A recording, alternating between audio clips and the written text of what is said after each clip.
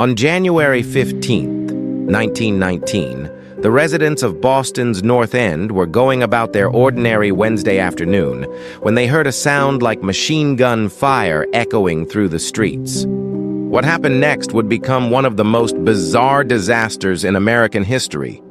A 40-foot wave of molasses, thick, sticky, and moving at 35 miles per hour, was barreling toward them, about to turn their neighborhood into a nightmare. This is the story of the Great Molasses Flood, where sweetness became a deadly weapon. To understand this catastrophe, we need to talk about a massive tank. The Purity Distilling Company had constructed a steel holding tank on Commercial Street in 1915. This wasn't just any tank. It stood 50 feet tall and 90 feet in diameter, capable of holding 2.3 million gallons of crude molasses. The molasses was shipped from the Caribbean and stored here before being distilled into industrial alcohol, which was used to make everything from rum to munitions during World War I. But from the very beginning, this tank was a disaster waiting to happen. The construction was rushed, the steel plates were too thin, and most damning of all, the tank was never properly tested before being filled. Local residents had complained about leaks for years, watching brown molasses seep through the rivets and drip onto the streets below. Children would collect the sweet drippings in cups. The company's response? They painted the tank brown to hide the leaks. On that fateful January day, the temperature had risen dramatically, from below freezing to 40 degrees Fahrenheit. The tank was filled nearly to capacity. Inside, the warming molasses was fermenting, creating carbon dioxide that built up pressure against those inadequate walls.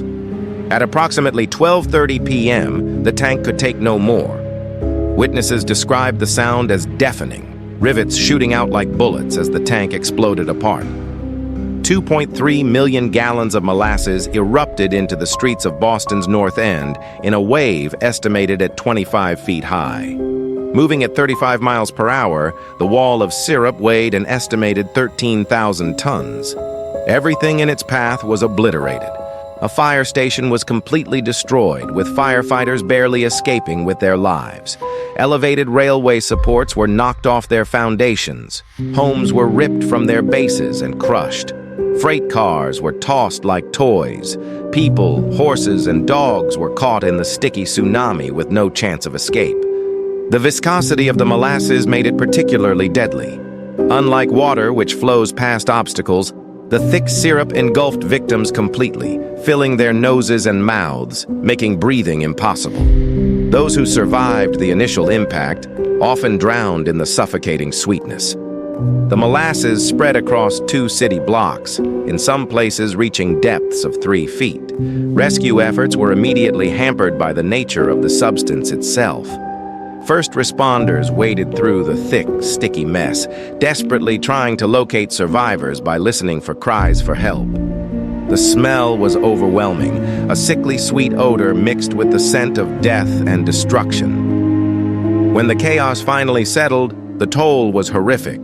21 people dead, including children, and 150 injured.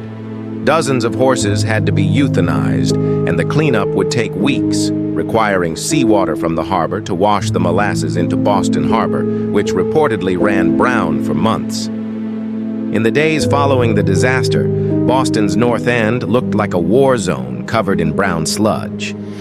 Everything, buildings, streets, telephones, sidewalks, was coated in a sticky film that was nearly impossible to remove. Cleanup crews tracked molasses throughout the city on their boots and clothes, spreading it to the subway system and into homes miles away.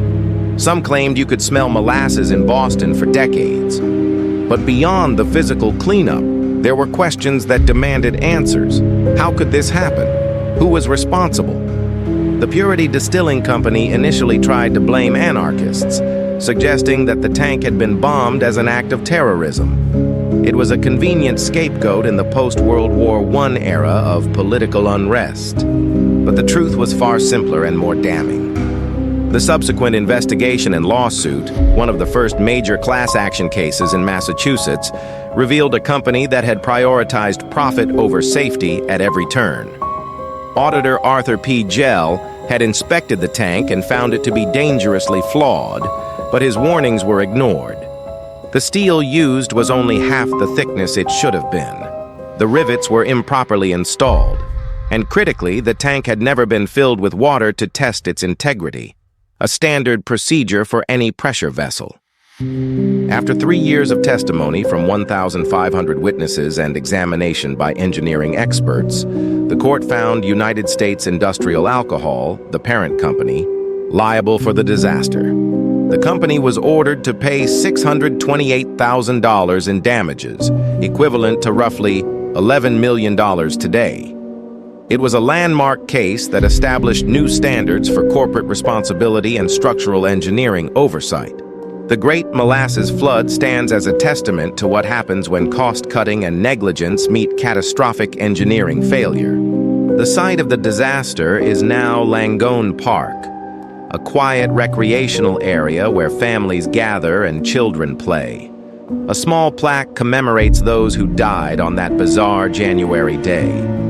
For decades afterward, old-timers claimed that on hot summer days, you could still catch a faint whiff of molasses in the North End, a sweet, haunting reminder of the day when 2.3 million gallons of syrup became a weapon of mass destruction. The disaster led to stricter building codes and engineering standards across the United States.